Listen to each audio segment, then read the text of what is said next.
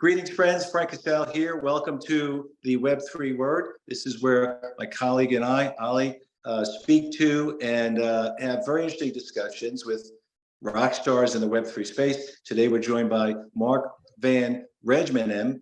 And again, my colleague, Ali. We're covering multiple time zones. For sure, today, I'm here in New York. Ali's in the UK. Mark, where are you dialing in from? I'm in Sydney, Australia. Okay, awesome. So appreciate everyone's flexibility.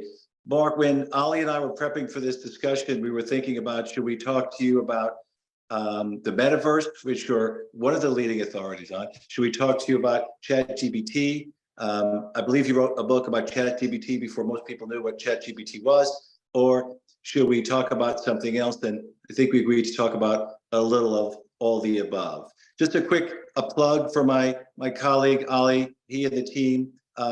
If you are in the automation or AI space and you're looking to recruit some talent, Ali, he and the team are awesome.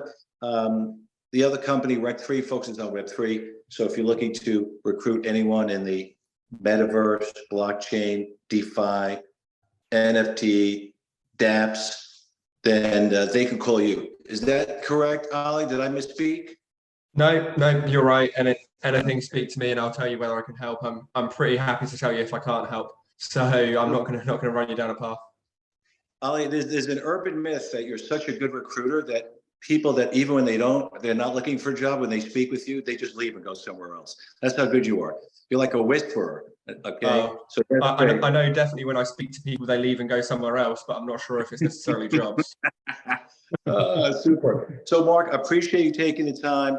And I've spoken to you a while back. It was an enjoyable discussion, so insightful. Let's start with the metaverse, if you don't mind. I know you've spoken about this for years. My question to you is, it's still amazing to me that there seems to be this dichotomy out there where there are people that are metaverse religious and they believe it, they see it, no questions asked, very passionate about it. And then there's the balance of the population just sees it as kind of this kooky waste of time. There's nothing there.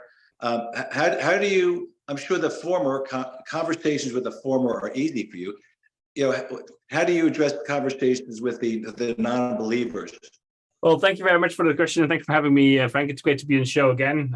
So yeah, no, it's a good question. As a strategic futurist, I think about this kind of stuff and how the next iteration of the internet, the way I see the metaverse is going to be, and how people are experiencing it. And interesting to see the news where now that we have the hype of ChatGPT and or GPT-4 and or generative AI, that all of a sudden people say, "Oh, the metaverse is over, it's gone. It's it always was a fad. I told you so. Let's move on to the next big thing." And I find it very interesting to see because it's to me it would be the same as calling the internet a fad in 1995, which a lot of people did. And they didn't believe that the internet would be a fact. And look at how the internet changed our lives. And I think the same thing is happening with the metaverse. The metaverse is the next iteration of the internet, whether we like it or not, whether we want it or not, whether we believe it or not. We are moving from a 2D internet that requires an active decision to go on the internet to a 3D immersive internet where we are fully immersed and where we are part of the internet. And whether we access that internet through virtual reality or augmented reality or a laptop or a tablet or a smartwatch or whatever connected device, doesn't really matter. But this change in perspective of how we connect to the internet, that's the metaverse, where the digital and the physical are converging. So I find it actually really funny that people now all flock to the next big thing, and then we move from the one big thing to the next big thing to the next big thing to the next big thing, and we immediately declare the previous big thing bankrupt, and all the naysayers saying, "I told you so, it's not going to happen. I told you so, it's a scam. I told you so, it's a fad." I find it really funny. I think it really clearly shows that we humans, we overestimate the short term and underestimate the long term. And my job as a futurist is to look at the long term and how these technologies are changing organizations, and more importantly, how technologies are converging. And if there's one thing that the metaverse is doing, It's bringing together a whole bunch of technologies that were previously separated and are now brought together into enabling this immersive internet that covers a large span of technologies. So again, I'm amused by it, and if people is truly against the metaverse or truly believes that the metaverse is bad, everyone can believe whatever they want. I believe that it's the next big thing. I believe that there's no denying that the metaverse will come. It might be 3 years, might be 7 years, might be 10 years. But in the next decade, we are going to ditch our phones, we are going to ditch our computers, and we are going to move to a world where everyone wears glasses like you, Frank. But then these glasses will be AR glasses, and we are going to be fully integrated with the internet. Mark, a related question, if I pass it back over to Ali. You spend a good portion of your time dealing with enterprises that are very interested, if not investing already in this topic, and some of them have Chief Metaverse Officers. So this is obviously a fairly young title, fairly new title. What do you see as Ali would love to hear this, and some of the people out there that are thinking of hiring a Chief Metaverse Officer, what do you see as maybe the top 2 or 3 key ingredients for success for that person, for that role, knowing that you would argue no one even heard of that role 5 or 6 years ago?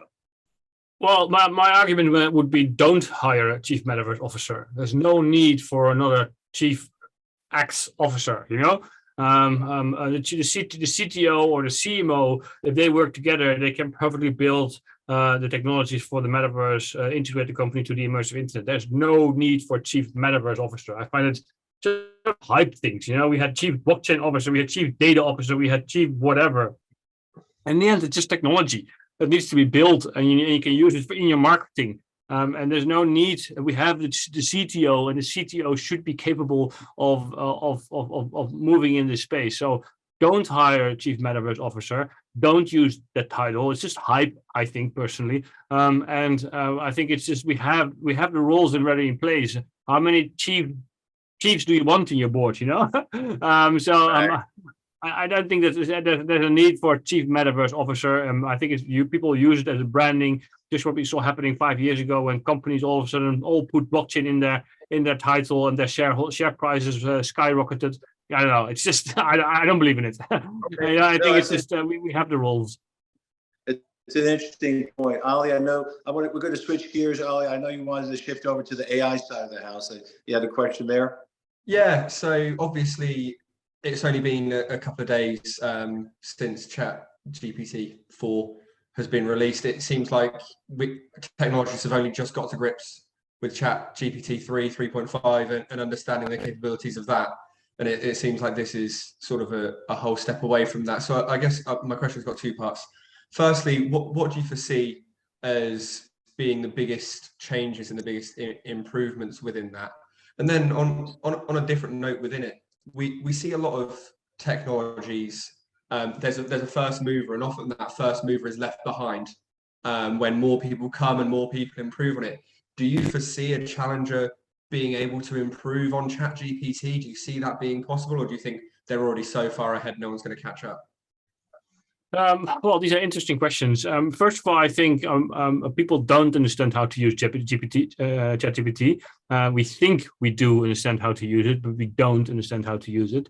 Yes, we can all use it. It's just a dialogue framework. You can ask a question and you can get an answer. There's not much not to understand about that.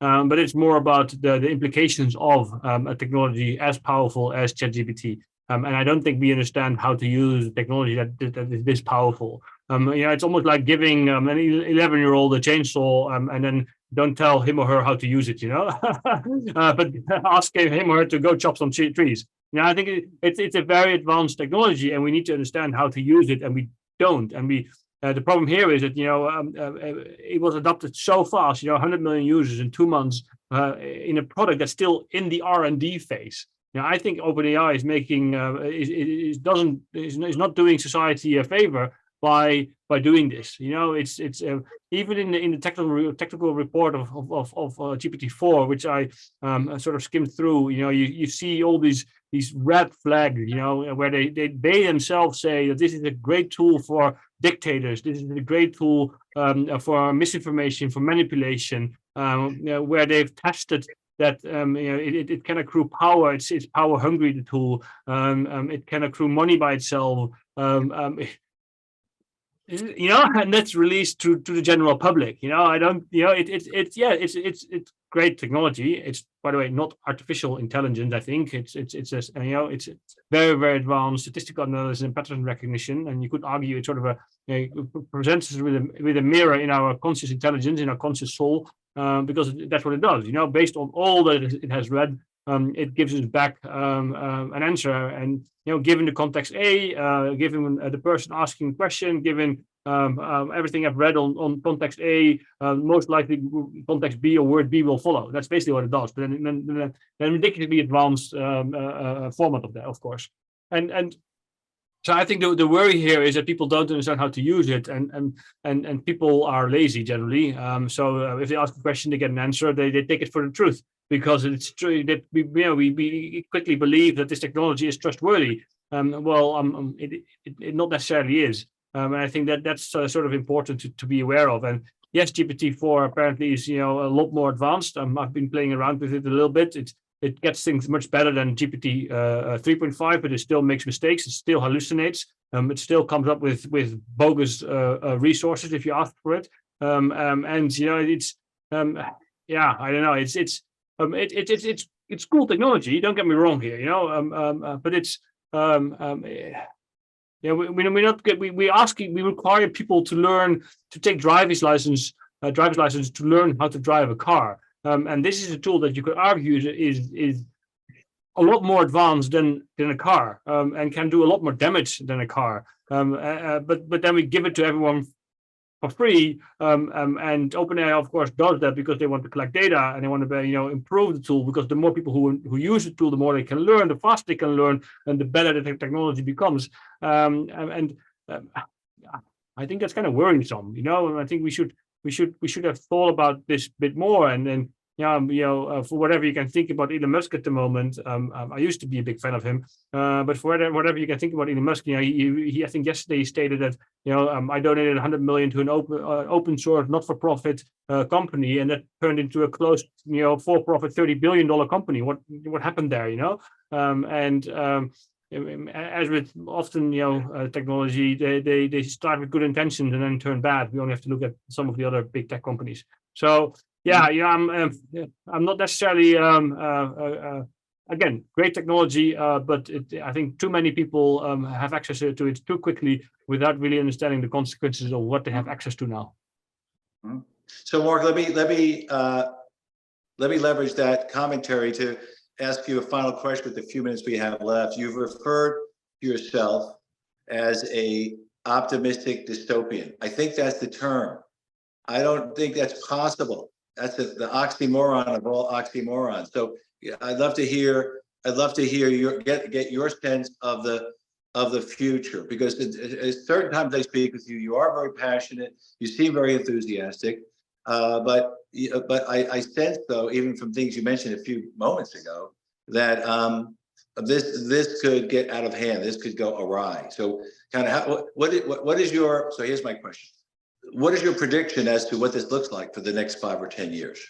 Well, yes, it's an oxymoron being an optimistic dystopian, but I think I am an optimistic person, and I generally look at the world from with an optimistic perspective.